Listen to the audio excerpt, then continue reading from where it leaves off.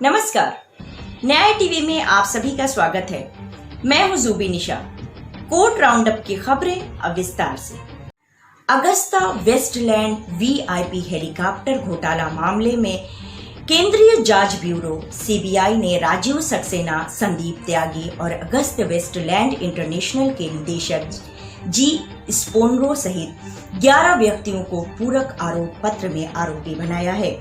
इससे पहले एक विशेष अदालत में दायर अपने पूरक आरोप पत्र में सीबीआई ने 15 नाम व्यक्तियों और कंपनियों के लिए सीबीआई प्रधानमंत्री, राष्ट्रपति, उपराष्ट्रपति और रक्षा मंत्री जैसे अति विशिष्ट लोगों के आवागमन के लिए इस्तेमाल होने के उद्देश्य से खरीदे जा रहे 12 हेलीकॉप्टरों के लिए हुए 36,000 करोड़ रुपए के सौदे को अगस्त वेस्टलैंड के पक्ष में करने में मुख्य रूप से रुपयों के लेन देन की जांच कर रही है। सुदर्शन टीवी के सिविल सर्विसेज में कथित मुस्लिम घुसपैठ के बारे में शो प्रसारण के खिलाफ चल रहे मामले में ज़कात फाउंडेशन ने सुप्रीम कोर्ट में एक हस्तक्षेप आवेदन दायर किया है।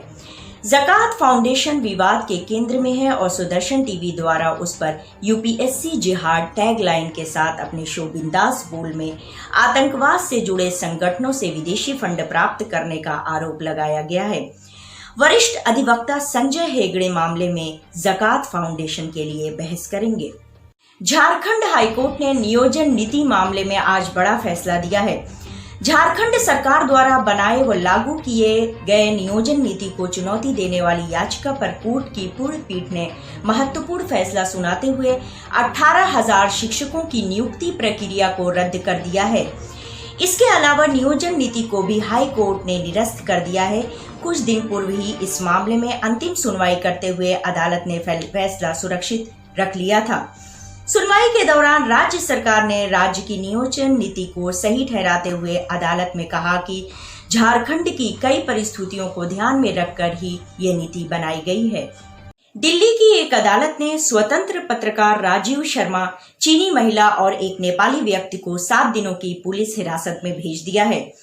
राजीव शर्मा को चीनी खुफिया एजेंसी को संवेदनशील सूचनाएं देने के आरोप में गिरफ्तार किया गया है।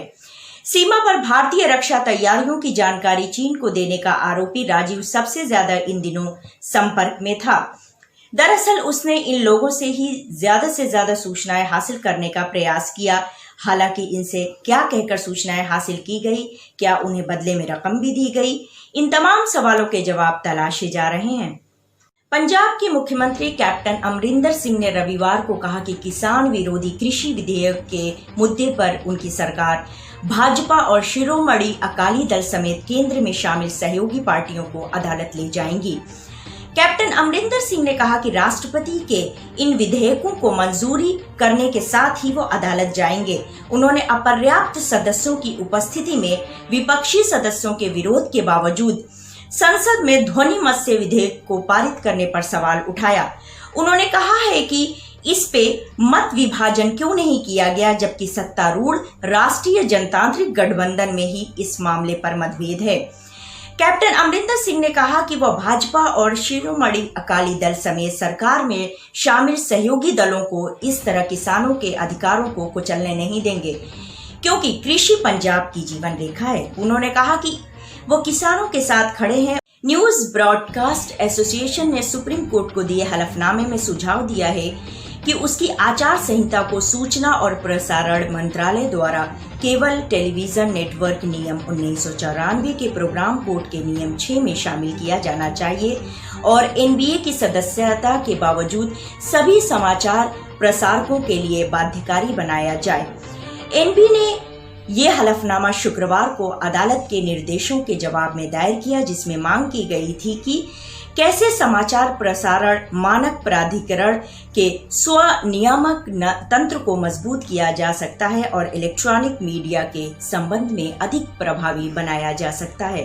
सर्वोच्च न्यायालय ने 31 मार्च से पहले खरीदी गई उन BSN 4 को सार्वजनिक प्रदूषण वाले वाहनों को पंजीकृत करने की अनुमति दी है, जो पर्यावरण प्रदूषण नियंत्रण प्राधिकरण द्वारा जांच के अधीन है।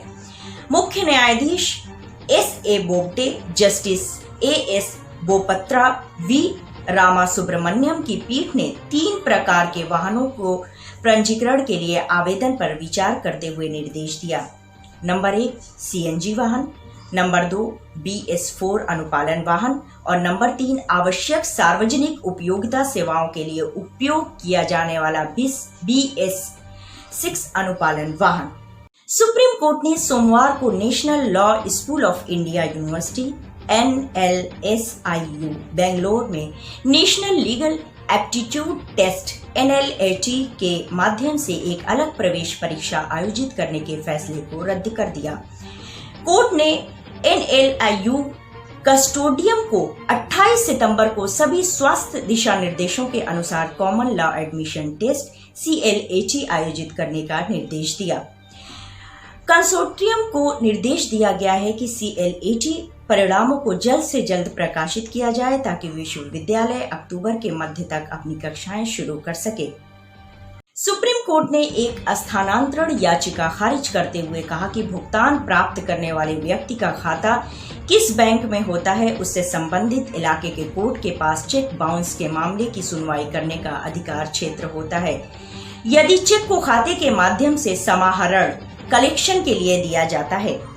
इस मामले में हिमालय सेल्फ फॉर्मिंग ग्रुप ने आपराधिक प्रक्रिया संहिता CRPC की धारा 406 के तहत सुप्रीम कोर्ट में याचिका दायर की थी और दलील दी थी कि डिलीवरी चालान के तहत पक्षकारों के बीच सभी प्रकार के विवादों के लिए कोर्ट का अधिकार क्षेत्र सिलीगुड़ी में है और जब इस ग्रुप का मुख्यालय सिलीगुड़ी में है तो आगरा में शिकायत दर्ज कराना उसे परेशान करने के अलावा किसी और मकसद से नहीं था। आज बस इतना ही। आप बने रहिए न्याय टीवी के साथ। मुझे ज़ूबी निशा को दीजिए इजाजत। नमस्कार।